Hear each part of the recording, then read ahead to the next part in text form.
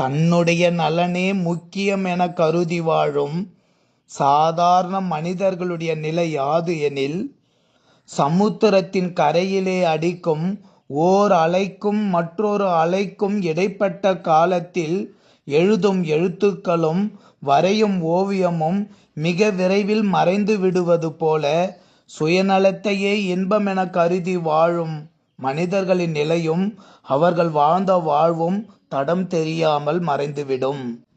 ஊக்கம் திரு அருட்பா. தூங்குகின்றதே சுகமென அறிந்தேன், சோரதே பெரும் பேரென்று உணர்ந்தேன். ஏங்குகின்றதே தொழிலென பிடித்தேன், இறங்குகின்றோர்களே எனினும் அவர் பால் வாங்குகின்றதே பொருளென வலிந்தேன். வஞ்ச நெஞ்சினால் பஞ்சென பறந்தேன், ஓங்குகின்றதற்கென் செய்ய கடவேன். உடையவா என்னை உவந்து கொண்டருளே, உடையவா என்னை உவந்து கொண்டருளே.